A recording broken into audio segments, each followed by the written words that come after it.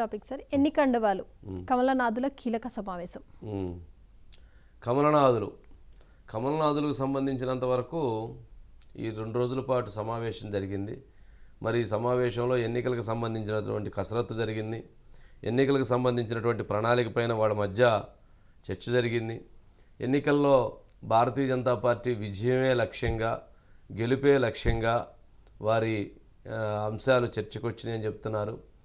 మరి 2,63,000 ఓట్ల నుంచి 0.84% నుంచి మరి 45% 50% రావటానికి ఎలా చేస్తే బాగుంటుందన్నటువంటి ప్రణాళికలను కూడా రచించినట్లున్నారు, ఆలోచించినట్లున్నారు, కసరత్తు చేసినట్లున్నారు. సరే, ఇదొక అంశం. కానీ భారతీయ జనతా పార్టీకి సంబంధించినంత వరకు పొత్తుల అంశంపై వారు కొంత మాట్లాడినట్టుగా సమాచారం. సత్యకుమార్ గారు ఇందాక జాతీయ కార్యదర్శి మాట్లాడుతూ పవన్ కళ్యాణ్ గారితో మేము పొత్తులో ఉన్నాము, ఈ అంశాన్ని పవన్ కళ్యాణ్ గారు కూడా ఢిల్లీ నేతలకు చెప్పారు. కానీ ఇక్కడ ఉన్నటువంటి ఎవరైతే పార్టీ కూడా వారు కూడా పొత్తుకు స్వాగతిస్తూ మాట్లాడితేనే దానికి ముందుకు వెళ్ళటానికి ఆస్కారం ఉంటుంది, వారి అభిప్రాయాలు కూడా చెప్పాల్సినటువంటి అవసరం ఉంటుంది అని అన్నారు. అంటే ఏంటి, తెలుగుదేశం పార్టీ కూడా భారతీయ జనతా పార్టీని పొత్తుకు స్వాగతిస్తున్నామని చెప్పాలి అని సత్యకుమార్ గారు తన అభిప్రాయాన్ని వ్యక్తం చేశారు. ఇది ఫైనల్గా అక్కడ వారు మాట్లాడిన సారాంశంలో. ఇప్పుడు ఆంధ్రప్రదేశ్ భారతీయ జనతా పార్టీకి అత్యవసరంగా కావాల్సినటువంటిది పొత్తు. అది తెలుగుదేశం జనసేనతో పొత్తు, వైసీపీతో పొత్తు వద్దు. వైసీపీతో పొత్తు పెట్టుకుంటే నిండా మునుగుతామని వాళ్ళకి అర్థమైంది. తెలుగుదేశం జనసేనతో పొత్తు ఉంటేనే వాళ్ళతో పాటు మనం కూడా గెలుస్తాము అని. అంటే 2 బోట్లు వెళుతున్నాయి. 2 బోట్లు వెళుతుంటే ఒక బోటుకి హోల్ పడి వాటర్ లోపలికి వచ్చేసి అది మునిగిపోయిద్దని అర్థమైపోతుంది. ఒక బోటు మోటార్తో స్పీడ్గా వెళ్తూ ఉంది, ఆ బోటు ఒడ్డుకు చేరిద్దని అర్థమవుతుంది. మరి ఇక్కడ ఉన్నటువంటి వాళ్ళు ఏ బోట్ ఎక్కుతారు? హోల్ పడినటువంటి బోట్ ఎక్కుతారా, గమ్యానికి చేరే బోట్ ఎక్కుతారా అంటే గమ్యానికి చేరే బోట్ ఎక్కుతారు. అందుకని బీజేపీ కూడా గమ్యానికి చేరే బోట్ అది తెలుగుదేశం జనసేన అనేటువంటి భావంతో ఆ బోట్ ఎక్కాలని నిర్ణయానికి వచ్చారు. అంటే ఆ గెలుపులో వాళ్ళు కూడా భాగస్వామ్యం అవ్వచ్చు, ఆ గెలుపులో వాళ్ళు కూడా ముందుకు వెళ్ళొచ్చు అనేటువంటి అభిప్రాయంతో రాజకీయాల్లో సరే బీజేపీ తెలుగుదేశం చాలా సందర్భాల్లో పొత్తులు పెట్టుకుంది, చాలా సందర్భాల్లో విడిపోయింది. వాళ్ళు కలుస్తుంటారు, విడిపోతుంటారు, ఎందుకు కలుస్తుంటారో ఎందుకు విడిపోతుంటారో అనేటువంటిది ఎవరికి అర్థం కాదు. ఒకసారి కలుస్తారు, ఒకసారి విడిపోతారు, ఒకసారి కలుస్తారు, ఒకసారి విడిపోతారు. మరి ఆ కలిసేటప్పుడన్నా ఉండాలి, విడిపోయేటప్పుడన్నా ఉండాలి. ఆ కలవటం విడిపోవటం అనేటువంటిది ప్రతి సందర్భంలో జరుగుతుంది. సత్యకుమార్ బయట ఒకసారి ప్లే చేయండి. పొత్తులు మేము కాదు కదా, ఒక చేయి కాదు కదా. ఎవరితైతే మేము పొత్తు పెట్టుకోవాలని మీరు కోరుకుంటున్నారో ఆ పార్టీ నాయకులు కూడా స్పందించాలి కదా. మేము పొత్తు పెట్టుకుంటున్నాం, 2 వైపుల నుంచి రావాలి.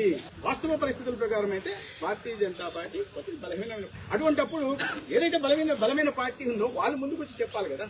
వాళ్ళు చెప్పాలనండి, చెప్తే దాన్ని బట్టి మా నిర్ణయం పార్టీ ఏంటి నిర్ణయం తీసుకుంటో దానికి పవన్ కళ్యాణ్ గారు కోరుతున్నారు. పవన్ కళ్యాణ్ గారు కోరితే సరిపోయిందా? ఎవరితో కలిసిపోవాలనుకుంటున్నారు? పవన్ కళ్యాణ్ గారు మేము చెప్తున్నాం, పవన్ కళ్యాణ్ గారు మేము కలిసిపోతామని చెప్తున్నాము. ఇప్పుడు కూడా అదే మాట వింటున్నాం, ఇప్పుడు కూడా అదే మాట వింటాం. ఎవరితో కలవాలనుకుంటున్నారో వాళ్ళతో కూడా ఒకసారి చెప్పించాల్సిన బాధ్యత పవన్ కళ్యాణ్ గారి ఉంది. పవన్ కళ్యాణ్ గారి మీద ఇప్పుడు బాధ్యత అంటే చంద్రబాబు నాయుడు గారిని భారతీయ జనతా పార్టీ వాళ్ళు పొత్తుకు ఆహ్వానిస్తున్నాం, స్వాగతిస్తున్నాం, మీరు వస్తే కలిసి పోటీ చేద్దామని చెప్పని పవన్ కళ్యాణ్ గారు చెప్పి చంద్రబాబు నాయుడు గారితో మాట్లాడించాలి అనేది వారి ఉద్దేశంగా మాట్లాడారు. సరే, అవసరాన్ని బట్టి అంటే రాజకీయ అవసరాన్ని బట్టి ఇవన్నీ కూడా ఉంటాయి. ఇవన్నీ ఎప్పుడు ఉండేయనంటే సరే ఇప్పుడైనా 17A కేసు ఆడ లాక్ అయింది కాబట్టి సరే దాని సందర్భంగా కొన్ని జరిగే అంశాలు, కొన్ని పరిణామాలు ఉంటాయి. కానీ చంద్రబాబు నాయుడు గారిని జైల్లో వేసినప్పుడు, నిర్బంధించినప్పుడు భారతీయ జనతా పార్టీ సీరియస్గా రియాక్ట్ అయ్యి ఇది తప్పు అని చెప్పని కేంద్రం నుంచి లేదా ఇక్కడ కూడా అదే స్థాయిలో వాళ్ళు రెస్పాండ్ అయ్యి ఉంటే కొంత పాజిటివ్ వైబ్రేషన్స్ ఉండేవి బీజేపీ పట్ల. 2, అమరావతి విషయంలో జగన్మోహన్ రెడ్డి గారు అంత ద్వంద్వ వైఖరిని అవలంబించి ఆ రకంగా వినాశనం చేస్తూ ఉంటే ఆ సందర్భంలో భారతీయ జనతా పార్టీ కేంద్ర నాయకత్వం ఒక్కసారి దాని మీద సీరియస్గా కనుక యాక్షన్ అడుగులు వేసినట్లయితే అప్పుడు కూడా భారతీయ జనతా పార్టీ పట్ల ప్రజలకి ఒక సదభిప్రాయం, ఒక సానుకూల అభిప్రాయం కలిగి ఉండేది. అదేవిధంగా జగన్మోహన్ రెడ్డి గారు ఇష్టానుసారంగా రాష్ట్ర పరిపాలన చేస్తున్నప్పుడు, సరే ఇప్పుడు పురంధేశ్వరి గారు అంటే మాట్లాడుతున్నారు, ఎవరూ కాదనరు. సత్యకుమార్ గారు మాట్లాడుతున్నారు, ఎవరూ కాదనరు. సరే మిగిలినటువంటి నేతలు కూడా, సునా చౌదరి గారు లాంటి వాళ్ళు, సీఎం రమేష్ లాంటి వాళ్ళు, వీళ్ళు కూడా అప్పుడప్పుడు మాట్లాడుతున్నారు.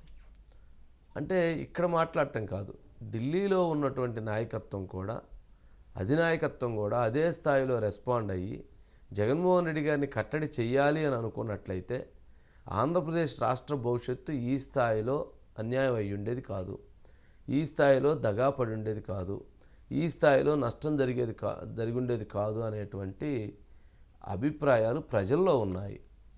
అందుకని భారతీయ జనతా పార్టీ నాయకత్వం చంద్రబాబు నాయుడు గారితో పొత్తు గురించి మాట్లాడించాలి అని అనుకునే దానికంటే కూడా ఆంధ్రప్రదేశ్ ప్రజలు ఏమి కోరుకుంటున్నారు, ఆంధ్రప్రదేశ్ ప్రజలు ఏమి కావాలనుకుంటున్నారు అనేటువంటి వాటి మీద వాళ్ళు కేంద్ర అధినాయకత్వంతో బలంగా మాట్లాడించి బలంగా అడుగులు వేస్తే అది వారికి సానుకూలంగా కలిసి వచ్చేటువంటి అంశం అవుతుంది. మరి వారు అదేంటనేది ఇక వారికే తెలుసు కాబట్టి చూద్దాం. గాంధీ,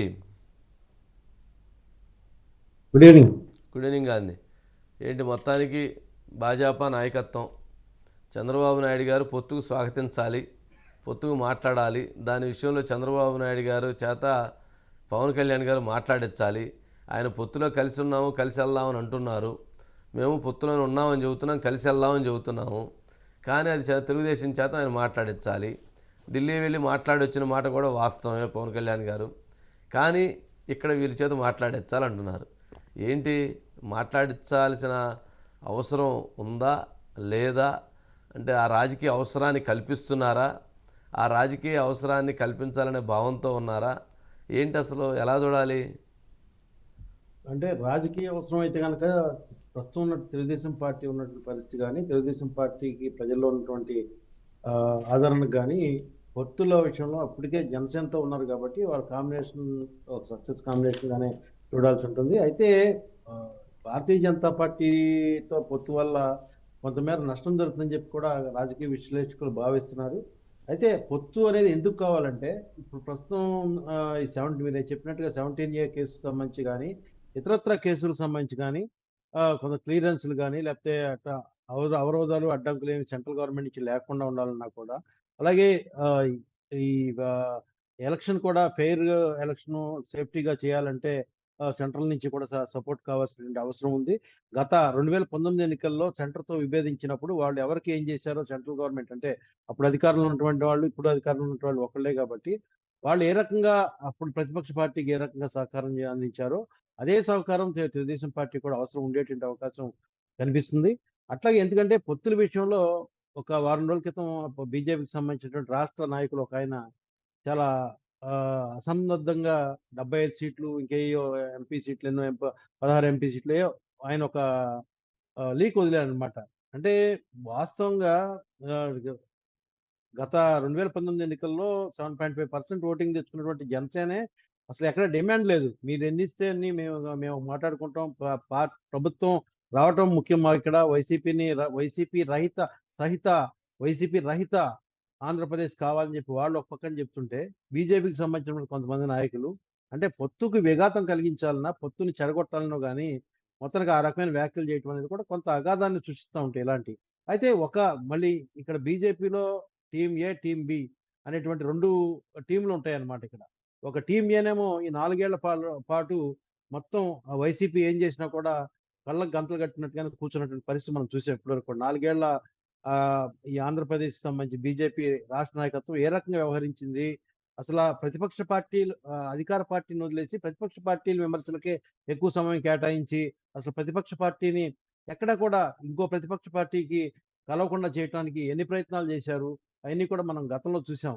ఇప్పుడు పొత్తుల విషయంలో అంటే ఒకటే కారణం, రాజకీయంగా అవసరమైతే మాత్రం చంద్రబాబు నాయుడు గారు కానీ లేదా టీడీపీకి కానీ బీజేపీ అవసరమైతే లేదు. ఎందుకంటే 0.5% ఓటు బ్యాంక్ ఉన్నటువంటి 0.8% ఓట్ బ్యాంక్ ఉన్నటువంటి బీజేపీని తీసుకొచ్చి ఇప్పుడు వాళ్ళు ఇప్పటికప్పుడు పెట్టుకున్న ఉపయోగం లేదు.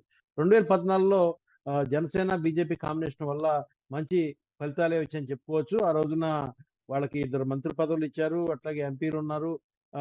టీడీపీ వాళ్ళకి 2 కేంద్ర మంత్రి పదవులు ఇచ్చారు. ఇవన్నీ కూడా జరిగినాయి అన్నీ కూడా. అది కూడా ఈరోజు ఈరోజు సమావేశాల్లో చర్చకొచ్చినాయి. గతంలో మనం కాంబినేషన్‌లో సక్సెస్ అయ్యాము. కానీ వైసీపీ ట్రాప్‌లో పడి వీళ్ళు మనతో విభేదించి 2018లో బయటికి వెళ్ళిపోయారు. కానీ ఆ కాంబినేషన్‌లోకి వెళ్తే మనకు కూడా కొంత మేలు జరుగుద్ది. మన పార్టీకి కూడా కొంత మనుగడ ఉంటుంది. ప్రజల్లో మనం ఉంటాము అనేటువంటి అభిప్రాయాన్ని చాలా మంది మేజర్ ఈరోజు పార్టీ సమావేశంలో పాల్గొన్న మెజారిటీ నాయకులు ఆ కంక్లూజన్‌కి తీసుకురావడం జరిగింది. అంటే పొత్తు అనేది దాదాపుగా లేకపోతే భారతీయ జనతా పార్టీకి రాష్ట్రం ఆంధ్రప్రదేశ్‌లో మనుగడే ఉండదు అనేటువంటి విషయాన్ని, అట్లాగే ఇటీవల జరిగినటువంటి తెలంగాణ ఎన్నికల్లో ఏ రకంగా అయితే ఘోరంగా అక్కడ ఆ పార్టీ ఒక లెవెల్‌లోకి వెళ్ళిన పార్టీ ఏ రకంగా కొంత అక్కడ దెబ్బతినాల్సి వచ్చింది. అటువంటివి కూడా మననం చేసుకుంటూ ఈరోజు పొత్తు విషయంలో కొంత ముందడుగు వేయాల్సినటువంటి అవసరం ఉంది. కొన్ని ఇనిషియేటివ్ చేయాలని చెప్పి మరి మధ్యవర్తిగా పవన్ కళ్యాణ్ మధ్యగా పెట్టి ఈ పొత్తుల యొక్క అంశాన్ని వాళ్ళు ఒక వేదిక మీద తీసుకొస్తారేమో గానీ, పొత్తులైతే మాత్రం దాదాపుగా అనివార్యంగా అనిపిస్తుంది బీజేపీ, టీడీపీ మధ్య. ఎందుకంటే నిన్న ఒక ప్రైవేట్ చిట్ చాట్‌లో కూడా చంద్రబాబు నాయుడు గారు చెప్పడం జరిగింది. పొత్తుల విషయంలో క్వెషన్ వేసినప్పుడు బీజేపీ వాళ్ళు ఎవరు నన్ను సంప్రదించలేదు అన్నట్టుగానే ఆయన మాట్లాడాడు. ఆయన మాటల ప్రకారం మాట్లాడినటువంటి సందర్భం ఉంది. అంతేగాని ఆయన డినై చేయలా. మేము పెట్టుకోమని చెప్పి మాట అనలేదు గానీ, మాకు అటువంటి టాక్స్ ఏం జరగలేదు మరి ఇప్పటి వరకి. తర్వాత చూద్దాం, జరిగినప్పుడు చూద్దాం ఏంటో దాని సంగతి అన్నట్టుగా ఆయన దాన్ని మాట దాటేశారు. అయితే డినై చేయలేదు.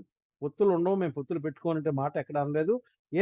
ఆ పార్టీకి సంబంధించిన ఏ నాయకుడు కూడా చెప్పట్లేదు. తెలుగుదేశం పార్టీకి సంబంధించి ఉంటాయని చెప్పట్లేదు, ఉండవు అని చెప్పట్లేదు. సో ఏంటంటే ఖచ్చితంగా ఈ ఒక రాబోయేటువంటి 15-20 రోజుల్లోనే ఇదంతా ఒక కంక్లూజన్‌కి వచ్చి సీట్ల విషయంలో కూడా మరి 6-3 ఇస్తారా? 6 ఎమ్మెల్యేలు ఇచ్చి 3 ఎంపీలు ఇస్తారా? లేకపోతే 8 ఎమ్మెల్యేలు ఇచ్చి 5 ఎంపీలు ఇస్తారా? వీళ్ళ ఈక్వేషన్స్, వీళ్ళ కాంబినేషన్స్, వీళ్ళకి ఉన్నటువంటి బలం ఏంటి? ఎక్కడెక్కడ ఏం బలం ఉంది వీళ్ళది?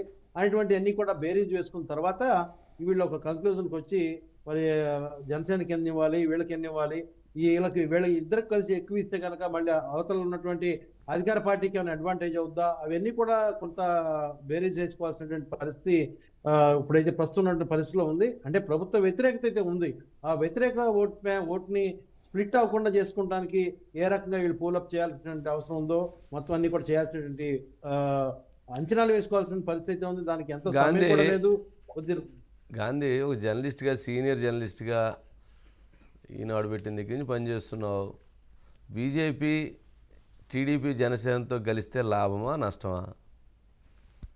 మీ అనాలిసిస్ ఏంటి? అంటే తెలుగుదేశం పార్టీకి నష్టమైనటువంటిది మెజార్టీ నాయకుల అభిప్రాయంగా ఉన్నట్టుగా మనకు తెలుస్తుంది. నాయకుల అభిప్రాయం, కార్యకర్తల అభిప్రాయం, ప్రజల అభిప్రాయం అలా ఉన్నట్లుంది. ప్రజల అభిప్రాయం కూడా అంటే దాన్ని స్వాగతిస్తారనేది నేను అనుకోవట్లేదు. ఎందుకంటే భారతీయ జనతా పార్టీ వల్ల అటు 2014 తర్వాత కానీ 2019 తర్వాత కానీ రాష్ట్రానికి వాళ్ళు చేసింది ఏమీ లేదు. చేయాల్సింది కూడా చేయకపోగా ఇట్లా ప్రజల్లో అయితే మాత్రం ఒక హేయభావం వచ్చింది. ఆ ఎఫెక్ట్ తెలంగాణలో కూడా పడిందని చెప్పుకోవచ్చు. మనం ఇటీవల జరిగిన ఎన్నికల్లో సెటిలర్స్ ఉన్నటువంటి ప్రాంతాల్లో గతంలో బీజేపీ కొంత ఓట్ బ్యాంక్ అయితే ఉంది. ఆ ఓట్ బ్యాంక్ ఈసారి గల్లంతైంది. కేవలం సిటీ ఓటింగ్ కాకపోతే మళ్ళీ ఉత్తర తెలంగాణకు సంబంధించిన కొన్ని నియోజకవర్గాల్లో ఓటింగ్ వల్ల వాళ్ళు కొన్ని సీట్లన్నా వచ్చినాయి. కానీ మామూలుగా అయితే కనుక వాళ్ళకి మెజార్టీ ఎవరైతే సెటిలర్స్ ఉన్నారో సెటిలర్స్ లో కూడా భారతీయ జనతా పార్టీ అంటే కొంత వ్యతిరేక భావంతోనే ఉన్నట్టుగా కూడా ఉంది. దాని వ్యతిరేక భావం పోగొట్టాలంటే కేంద్ర ప్రభుత్వం ఉన్నటువంటి పెద్దలు కానీ కేంద్ర ప్రభుత్వం కానీ చాలా చేయాల్సిన ఇంకా అవసరం ఉంది. యాజిటీస్ గా చూస్తే కనుక భారతీయ జనతా పార్టీ ఆంధ్రప్రదేశ్ కి చేసింది, వరగబెట్టింది ఏమి లేదని చెప్పి ఒక్క మాటలో చెప్పుకోవాల్సి ఉంటుంది.